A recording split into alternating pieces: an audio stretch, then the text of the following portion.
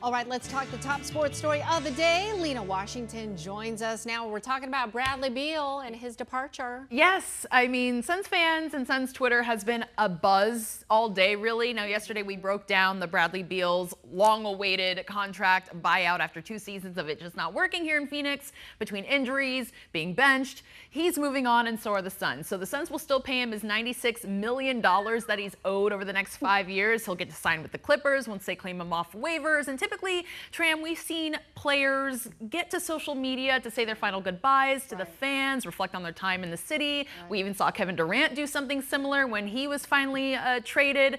But Bradley Beal's farewell to Phoenix this morning was short and simple because it was just a peace sign emoji. Just no words. Just chucking up the deuces. Wow. I'm out. He put some pictures into the post. I was going to say, well. I would have at least liked to see his face. Well, yes. Well, his face was like this. I'm out. Peace. Former teammates Kevin Durant, Tyus Jones, Damian Lee, Ish Wainwright, even former Mercury player Sophie Cunningham dropping in on the comments, fanning the flames with laughing emojis or kind of expressing their shock at how kind of funny to them that might be for a reaction from a player to leave a team. So Beal said peace out. Fans responded with their own variation of good riddance, essentially. So they've kind of had it with both he and Kevin Durant. They're both gone, but we know who's still here. Devin Booker, rewarded with that extension, right? Suns fans applauding him, and not just them, right? Another Valley legend who knows a thing or two about remaining loyal to one team. Cardinals legend Larry Fitzgerald had this to say about Devin Booker. Take a listen. I love the young man. Ever since day one, I've just been a really big fan of who he is as a person. He continues to pour in this community. He's constantly showing up for people in many ways that people don't even see or acknowledge. So see him be rewarded with an extension and know that he's going to be here. I was nervous. You hear all this chatter in the offseason about these moves, and to know that he's going to still be, with the Suns makes me very happy. And I know we're going to be competitive with him leading this team. And so I hope he plays the rest of his time. I hope he plays another 10 plus years here in the Valley, and he gets a statue outside of Footprint Arena soon. Yes, Lina, okay, I love this. Right? I love that you talked to Fitz, because I will tell you, it has crossed my mind before.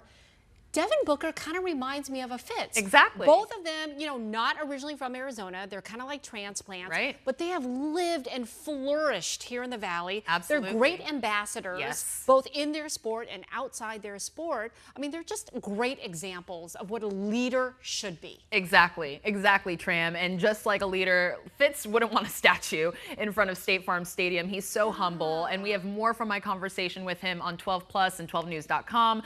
But yes, I kind of framed it in that way. You see a guy like Devin Booker remaining loyal to the team that drafted him, where he's been wanting to continue out his career and finish his career out here. So it's good to see Book staying true to Phoenix and wanting to be here. And if you hopefully stays here. Yes. Some of that might be beyond his control, but getting that extension, which is the highest salary extension in NBA history, speaks for itself.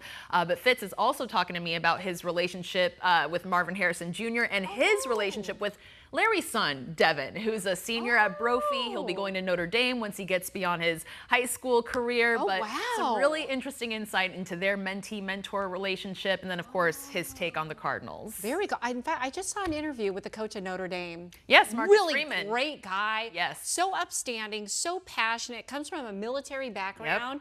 And that's how he kind of, carries that lead role into their football team. Exactly, and that's one of the reasons why Fitz and his family were so secure in Devin choosing Notre Dame, committing last weekend or 2 weekends ago to play for the Fighting Irish once he gets beyond Brophy. Okay. I guess you watch out. I know. We won't talk about Friday Night Fever. Watch Friday Night Fever because you'll see a lot of his highlights here in a couple weeks. Okay, good stuff. Great interview. All right.